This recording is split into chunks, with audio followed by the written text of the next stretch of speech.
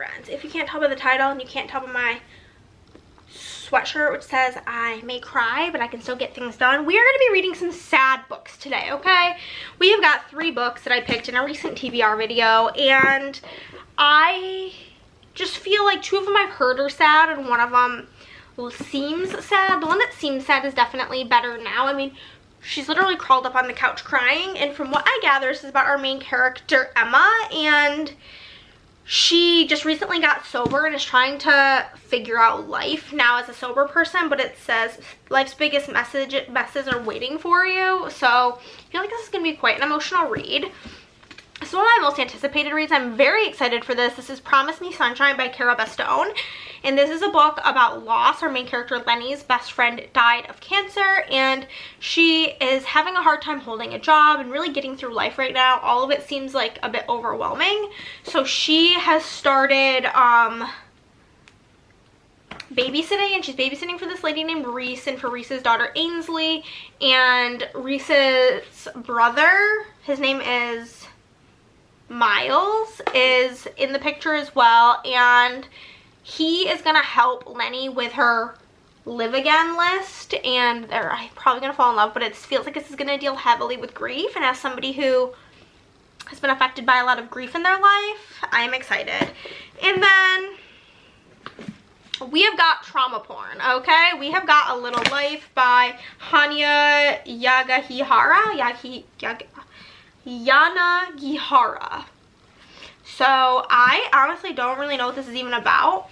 Follows 4 classmates broke adrift and buoyed only by their friendship and ambition as they move to New York in search of fame and fortune, while their relationships, which are tinged by addiction, success, and pride, deepen over the decades.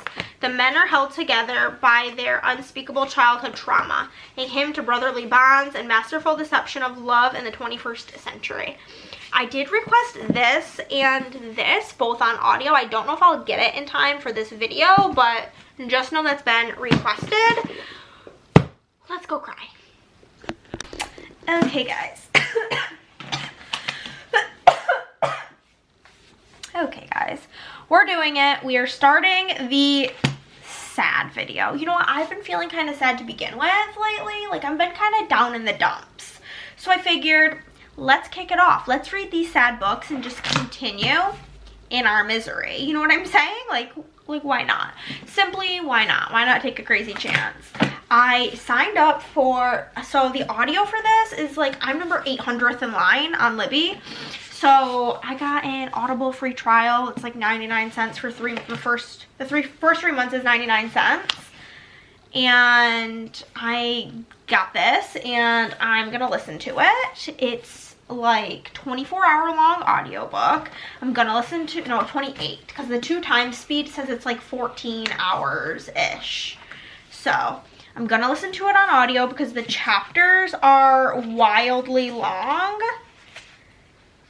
And I really don't know what this is about, if I'm being honest with you. The back says that it's about 4 college classmates broke adrift and buoyed only by their friendship and ambition as they moved to New York in search of fame and fortune, while their relationships, which are tinged by addiction, success, and pride, deepen over decades. The men are held together by their devotion to the brilliant, enigmatic Jude, a man scarred by an unspeakable childhood trauma, a hymn to brotherly bonds, and a masterful deception of love in the 21st century. Hanya Yanagihara's stunning novel is about families we are born into and those we make for ourselves. So I know that this is evidently heartbreaking and super duper sad, so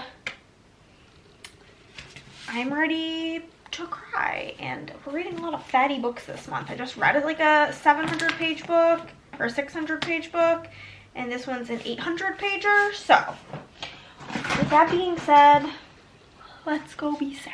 Continue in our sadness. Okay, guys, I'm almost through part 2 of this book. I'm pausing right now because I'm hungry and I have some work to do.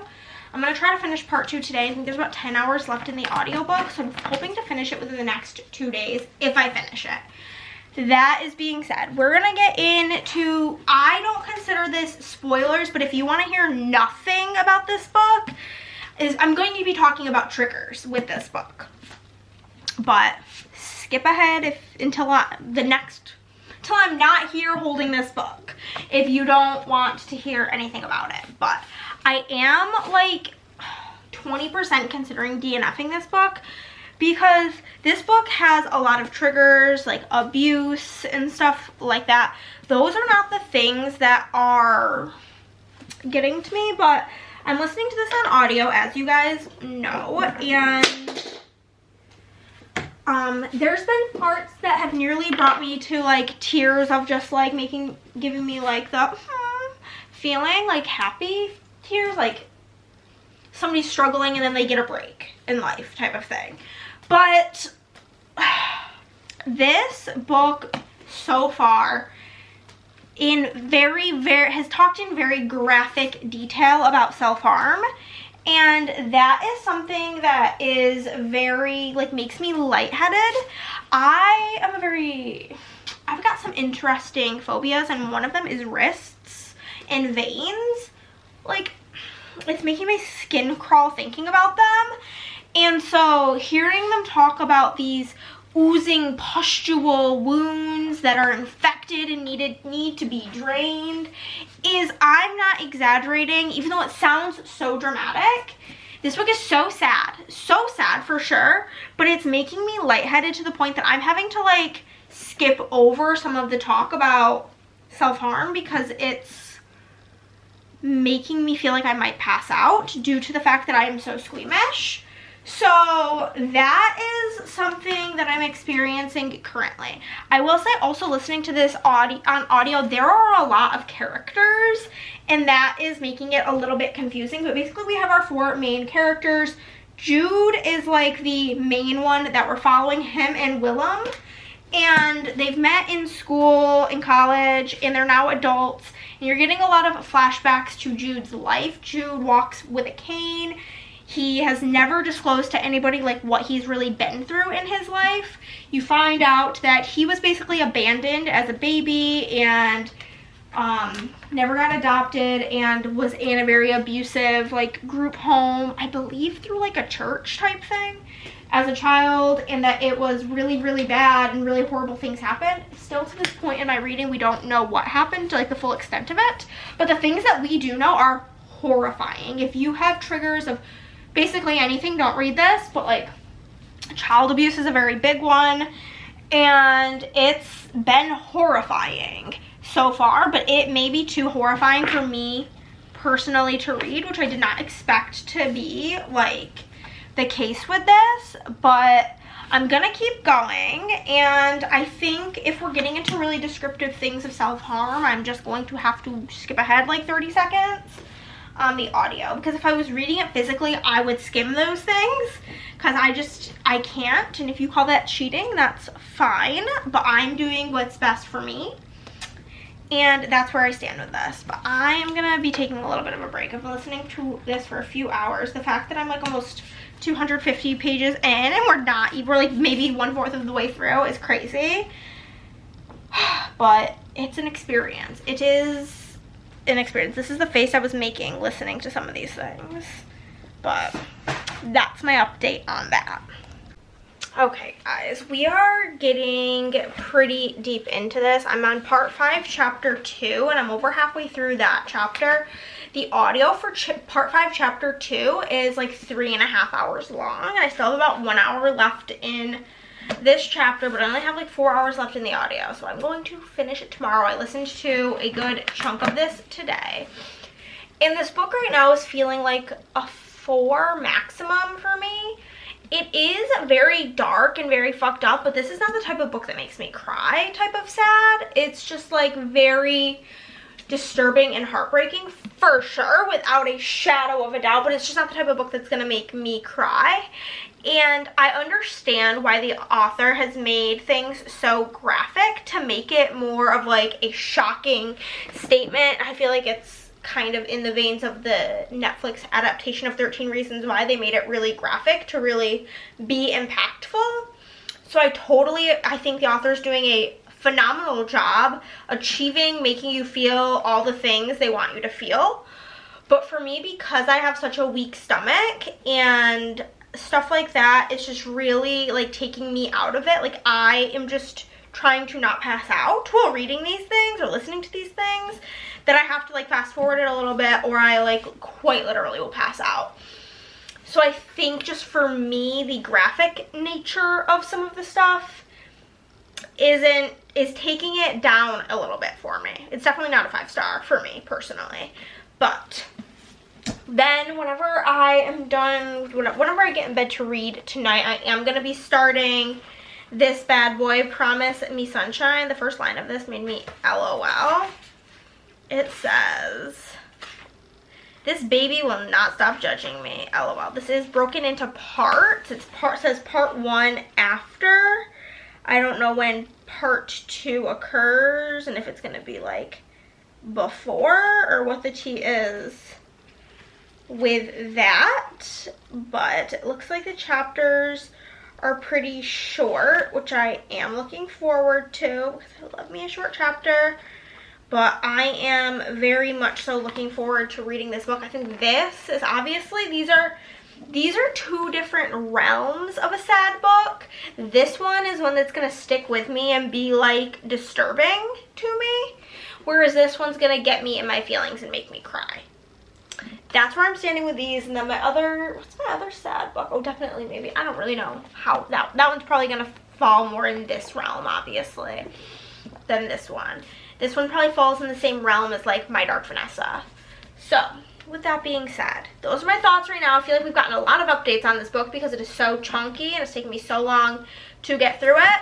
But I am gonna read hopefully a good chunk of this tonight. I'd like to get like halfway through. I'm gonna go upload a video that would have been up weeks ago for you guys, and I'm gonna watch Survivor, and then I'm gonna read this. So that's my plan. Talk to you guys probably, I'm gonna finish this tomorrow, so I'll talk to you tomorrow regardless. Okay guys, we have lots of things to update on. I have finished 2 books. So last night I read the final 50% of Promise Me Sunshine by Cara Bastone, and I always simply want to read every single book that this woman has written. I gave this 5 stars. I was sobbing so hard reading this. I was sobbing so hard reading this that like I was tensing up, that I got like super bad like shoulder and neck pain from being so like upset over this book. But oh my god, so there's this like concept that they talk about in the book that I just think is so interesting, where like if you're going through it and you're spiraling, to try to do the following things: do something good for yourself, give yourself something bad, and get a change of scenery. For example, in part of the story, she is spiraling, and so he makes her exercise because it's good for you, takes her to a new restaurant because that's a new scenery, and she orders a beer and fried shrimp, which is not good for you. And doing those 3 things can kind of reground you, and that's something I think I'm like actually going to try to implement in my own life when I'm spiraling. But I just thought this was so good. All the talk of grief was so good, so good. But throughout, I don't know exactly what I've said about this, but basically we have our main character Lenny, and she has recently lost her best friend Lou to cancer. And Lenny has been spending all of her adult life, she's basically been like a long-term nanny, but once Lou got quite sick, she started doing more short-term assignments. She gets this short-term assignment for watching this little girl Ainsley. Ainsley's uncle lives upstairs, and he's kind of like been trying to develop a better relationship with Ainsley and her mother Reese. And with that, he starts to form a bond with Lenny when they're bonding over grief, as he has had some big losses in his life as well. And through the book, you find out that Lenny has this thing she keeps in her pocket, and it's called the Live Again list. And her and Lou wrote this list as things to do to continue living. And she's kind of stressed out trying to do these things. She can't take care of herself. She's not eating. She's avoiding going home. She's spiraling. And Miles just digs her out of her hole, and it was so good. 5 freaking stars. Then on the flip side, we read this. And so basically, I gave this 4 stars. It is objectively good. It is objectively very sad. I did not cry during this book. This is not the kind of book that makes me cry. And I did not like this. Like, I gave it 4 stars because it was objectively good. It did what it needed to do. But, like, I don't recommend this book, and I would not tell anybody to go read it. It is dark, and there is no happiness. There's no, like, this book was sad, but then there was, like, happiness at the end of the day. This was just sad, with more sad and a dash of sad and a sprinkling of more sad, and let's top it off with some more sad. And it was exhausting. I'm just so glad it's done. I can say I read it. I know what it's about. And yeah, so basically we have our cast of characters, the main character being Jude, and he has been through some very dark things in his life, and he does some very dark things to cope with it. And I will leave you with that. So that's 2 books for this video complete. And then next up, I'm going to be physically reading Definitely Better Now by Ava Robinson. This book, I will say, has quite long chapters, and I'm not looking forward to that. There's only like 20 something chapters. This book's actually quite short, so I guess it's not too bad. There's like 23 chapters, and there's like a little over 300 pages, but like an under 10 page a chapter type of girl. But this book, I don't think I'll probably be starting it tonight in real life. I'm going at 8 o'clock to my friend's house to play D&D, and I'm working until 7. So I don't think I will read any of this today, but I'm hoping to get a chunk of it read tomorrow. And from what I gather about this is about our main character, Emma, and she is an alcoholic, and she's been sober for 1 year, and she's gonna start dating. That's all I know.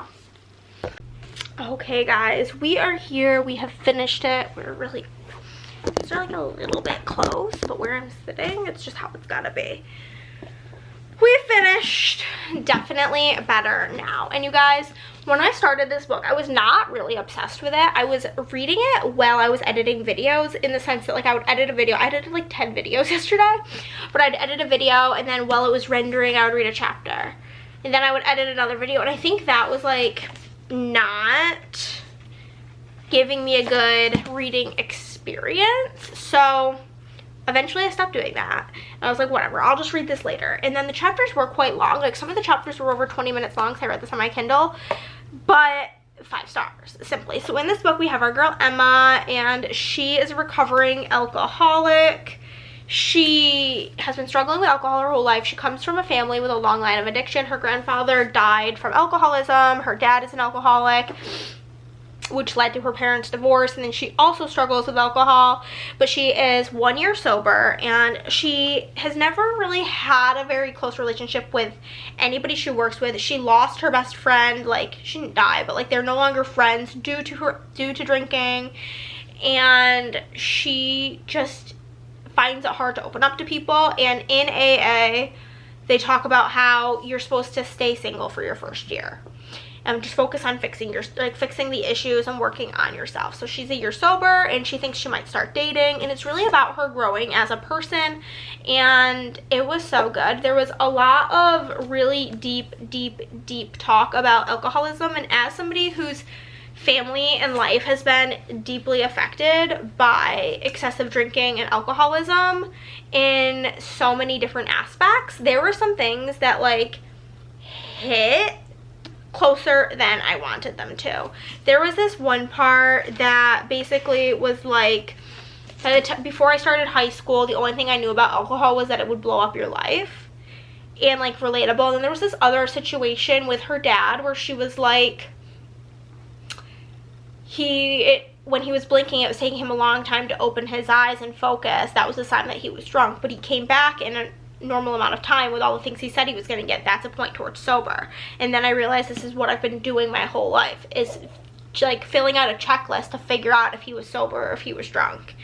And there was just so many things that like were very relatable to me. And I think if you have not experienced life with people around you, I personally don't drink, and that's a choice that I made because I know I have a very addictive personality, and I know that addiction is something that runs in my family, between drugs, alcohol, all sorts of things run on both sides of my family. And I just didn't want to put myself in a situation where I would be like Emma.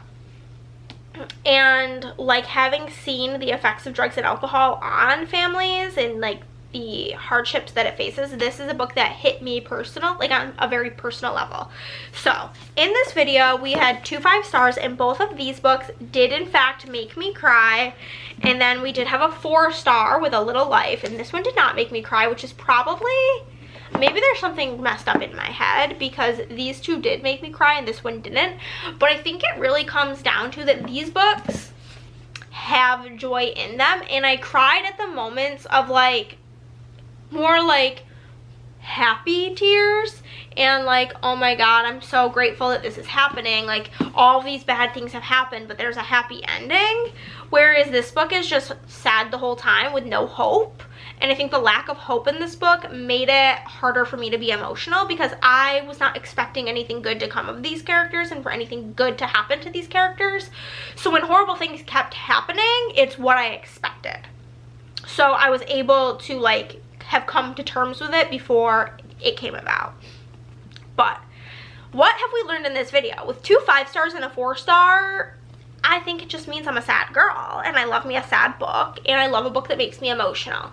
What are some sad books that you like? Have you read any of these 3 books? Did they make you cry? Did they make you emotional? What do you think? Let me know down below, and I'll see you guys next time. Bye!